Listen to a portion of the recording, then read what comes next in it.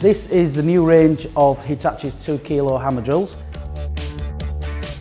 We have the DH24, the DH26 and the DH28, which is a UVP hammer drill.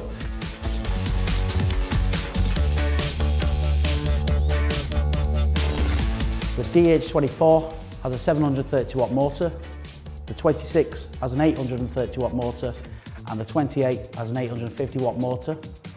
They share the hammer mechanisms with our larger rotary hammers and rotary breakers.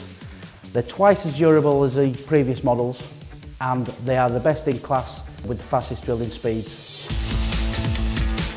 This is the DH26PX 2 kilo hammer drill with an 830 watt motor, 3-mode version, rotary drilling, hammer drill and light chiseling.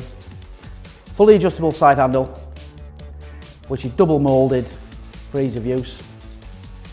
Comes with the depth gauge as standard. Trigger lock. The capacities on this are 26mm into concrete,